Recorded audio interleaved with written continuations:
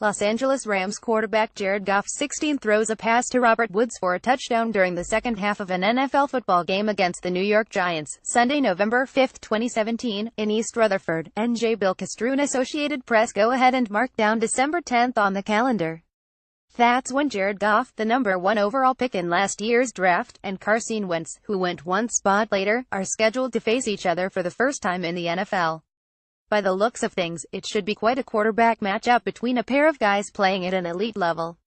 On Sunday, they became the first QBs drafted nose 1 and 2 in the same year to each throw 4 TD passes on the same day. What's more, neither was intercepted, and each led his team to precisely 51 points. Goff's Los Angeles Rams beat the New York Giants 5,117, and Wentz's Philadelphia Eagles defeated the Denver Broncos 5,123. The number one thing you can judge a quarterback on is wins and losses, Goff said, and right now we're 62, so I feel good. Whether or not that truly is the best statistical measure of the position, he and Wentz, they share an agent and are pals who trade texts, have their clubs at the top of the NFC. While the Rams lead the West Division, the Eagles not only are atop the East, they are pacing the entire league at 81 heading into their bye week.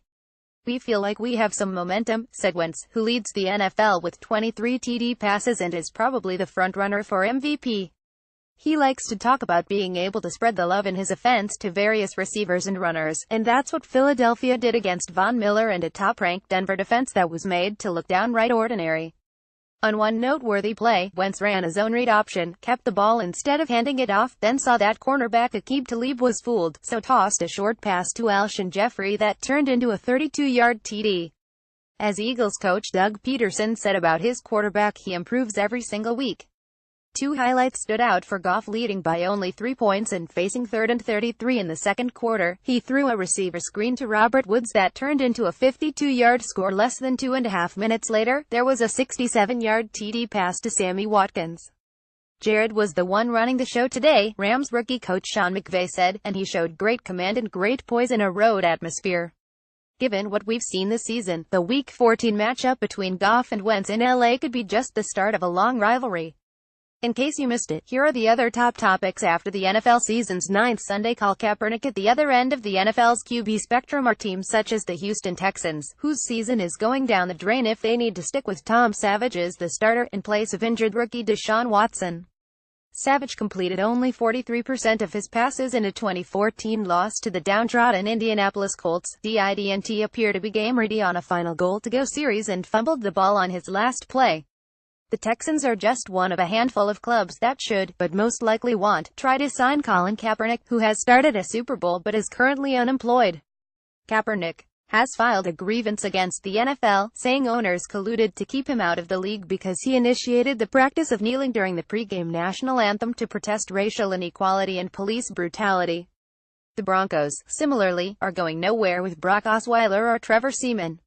And the Giants might even want to think about moving on from Eli Manning. FOOTBRAWL. The league office might want to think about how to cut down on brawls during games after no fewer than 3 broke out. Bengals receiver A.J. Green and Jaguars cornerback Jalen Ramsey were ejected after a shove led to a headlock and punches in Jacksonville's 237 victory. San Francisco running back Carlos Hyde and Arizona's Frosty Rucker and Hasten Reddick were kicked out after a hit on 49ers QB C.J. Beathard led to a scuffle during the Cardinals' 2010 win. Tampa Bay receiver Mike Evans was allowed to stay in the Bucs' 2010 loss to the Saints after slamming into New Orleans cornerback Marshawn Lattimore between plays.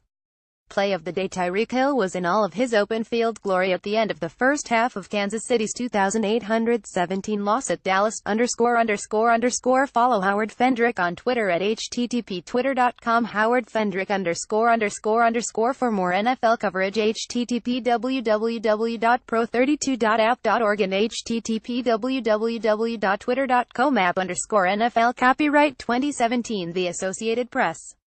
All rights reserved. This material may not be published, broadcast, rewritten or redistributed.